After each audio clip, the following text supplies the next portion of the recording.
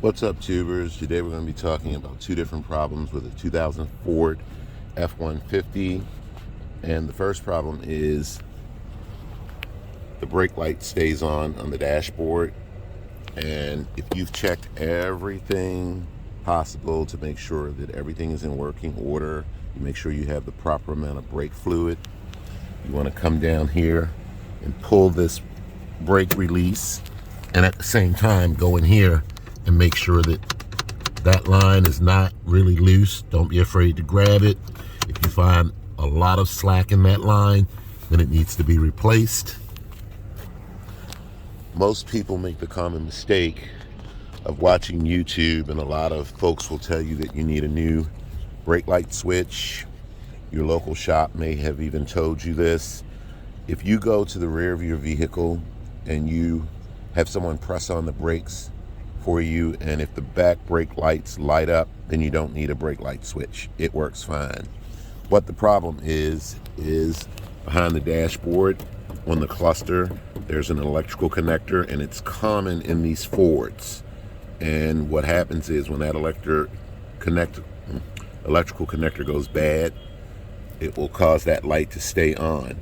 So I'm going to try and show it to you. This may work or may not work, but I'll try and show it to you anyway. So how do we get back here? Down here, it's a 7mm bolt. Remove it. One over there. And then you just grab this little panel and pop it off. And then there's another 7 there, another 7 there. And then what you do is take some sort of pry tool. Don't use a flathead screwdriver because it could damage this. Get yourself a set of trim panel tools. Apply it somewhere right around here, and then you can pop this open. So hold tight. So again, take a trim panel tool or something and put roughly right about there. See, there's a little tab, and then you can go ahead and break everything free. Go over here and just sort of slowly pull this out from the top, and then the whole thing will come out. Now, what you want to make sure you do to get this out, and I left that out, you want to make sure that you tilt the steering wheel all the way down, and that will allow you to be able to get this out. Come on. So, see, now it will come out. It will come out. So, now I'm going to try this for you. If it works, you'll know. If it doesn't, at least you know where to start at. So see this little tab right here? It's an electrical connector. I'm going to push on it, and you notice that I already jammed paper back there. It turned the light out for a moment, but if you hit a bump or something, it'll come right back on. But anyway, so watch me push this tab and watch the brake light. See, it went out. Okay, guys, so you know where it is up here. More than likely, you may need a cluster. I would start with a cluster, or go see a shop that has an electrician in it, but at least you know where the problem lies. It's not with your brake switch. For the brake light switch to replace it, the only thing you need is a pair of needle nose pliers, and I'm going to kind of show you this up top right quick, and then I'll go down below. There's a protective cover that sits over top of everything, guys. So I'm getting close and up personal to show you this. Take a pair of needle nose pliers and squeeze those in, and then you can remove this cover. When you take the brake light switch off, this little rubber gasket's going to want to fall out. Make sure you put it back in just like it came out. So snap a picture of how everything looks up in there before you take it apart, so that you know how it goes back together. It's a really tight spot up in there, guys, so take your time. You'll get it. There's nothing hard about it. It's just tedious and in a tough spot.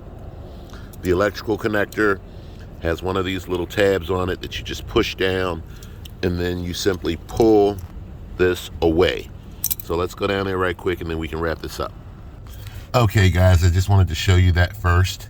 So see the little teeth? Take your needle nose pliers and squeeze them in. Again, it's really a tight spot for me. I'm right-handed, so it's a little bit difficult. So I'm going to remove it. Okay, folks. So there's the little clip. The open side just goes over top of the cotter pin to protect it, like so. And then what you want to do is get your needle nose pliers and you have to remove this cotter pin, and you want to make sure that you put that cotter pin back in the end.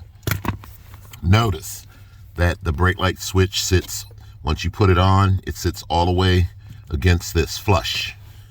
And what you want to do is, again, before you take this apart, you want to kind of examine in every way possible how that sits on there, because you want to make sure you put it back on the same way. Now, right quick, to get it off, you just grab the brake light switch and wiggle this forward, and there you go. And see, notice that little gasket there. Keep in mind, you can move this back and forward. You can move this from side to side. How do you get it on right quick, guys, so we can be done? Notice this little U shape. What you want to do is kind of start it like that. See how it is? Take this little U shape and go up under it like so. And this will work much better for you when you don't have a camera in your hand. And that's how you get it, and then you just have to push it all the way on until it locks in. You want to make sure you push it all the way in until it locks in, and then you take your cotter pin and put your cotter pin back in. Make sure that that goes all the way in. That's important. And then you can go ahead and put this little, I don't know, alligator jar protector or whatever back over it. And that's it, guys. Again, to get your electrical connector out, just push this tab down and pull it out.